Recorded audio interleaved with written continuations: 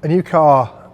actually starts a lot earlier than people think it does. And the W10, our 2019 car, started actually in the dying months of 2017. The earliest parts of that new project are the chief designers of the power unit over in HPP and the chief designer of the chassis in Brackley getting together to set out what their aims and goals are for the new car, to try and figure out what the opportunities were, to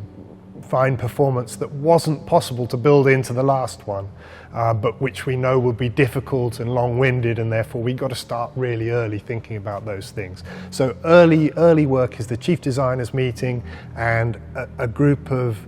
very experienced engineers in both companies called the concept group that just try to weigh up lots of different options very, very roughly so that we can see the type of thing we might wish to bring to a new car.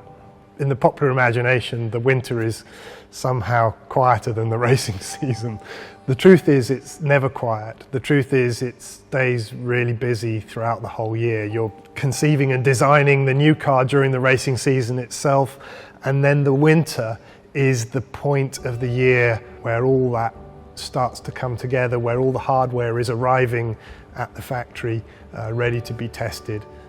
initially as individual components, then as sub-assemblies, then as major sub-assemblies, and then as a final car. But long before the hardware ever got to the car, there were design offices burning midnight oil, releasing hundreds of drawings a day, and production guys and planners and buyers just working frantically to try and get this huge volume of new material into the factory in time for it to be assembled up. And then once the hardware starts to pitch up in the factory, the torch is handed over to the people that build it, the people that test it, the groups that ensure that by the time we finally start turning a wheel on a track, that pretty much every part of the car has been fooled into thinking it's on a track and has done thousands of kilometers of running under the sort of loads and temperatures and fatigue cycles that it will see when it's being used in anger. The first fire up it's an interesting event because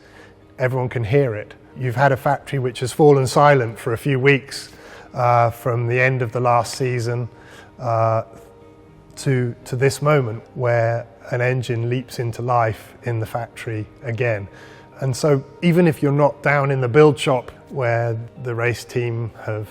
assembled up with the help of others, the central core of the car, the hydraulic system, the fuel system, the cooling system, the chassis, the power unit, the transmission, they've assembled up the core of the car. It doesn't look much like a racing car yet. It looks a bit more like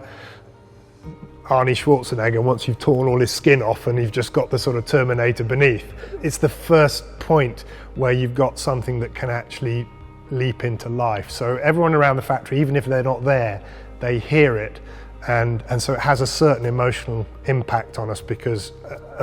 a motor is running in the factory. In the current world, the fire up of the car is about halfway through all of the sub-component testing work that gets you from first bit of hardware in the factory through to being at Melbourne ready to race. The car build period is a really busy time of a Formula One team's life. The period that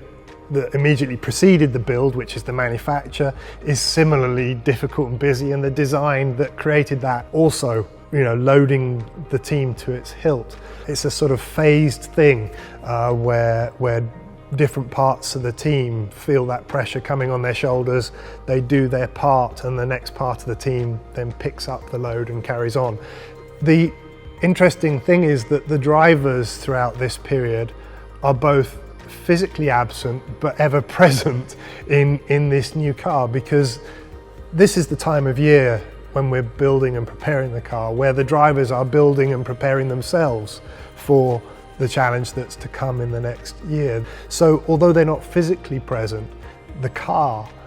itself is something which they have played a big part in, because every single track event that we've had over the preceding season. Every time that car has turned a wheel, in every practice session, in every qualifying, in every race, at the end of those sessions, the drivers sit with us and they tell us, corner by corner, lap by lap practically, what the car was doing, where it was strong, where it was weak, what they need to be different if they want to be better, if they want us to be better.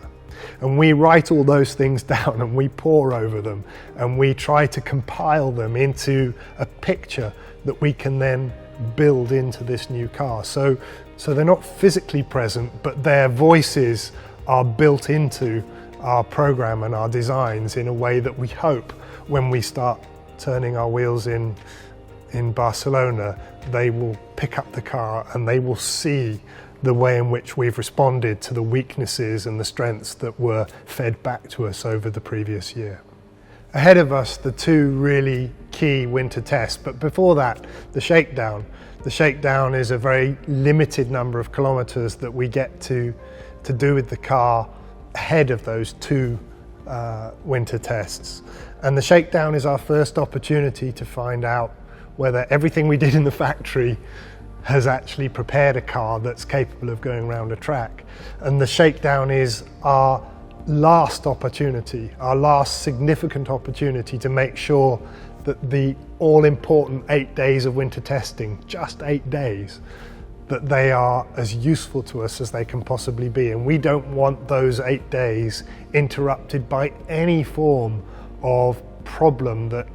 subtracts from our opportunities to maximize our track running. So the Shakedown is vital for us as the sort of final tick in the box to say, yep, good job everyone, we're ready to go in winter testing.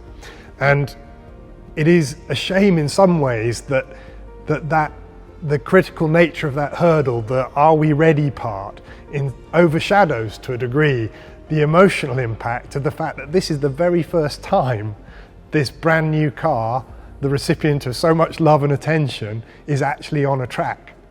And it's more, let's make sure that we've got everything ready, that we use those precious kilometers, and that we go home at the end of that solitary day happy that we're ready for Barcelona. And it tends to be that the significance of the achievement, the bringing together of all those thousands of bits in harmony for the first time and going around a track, tends to be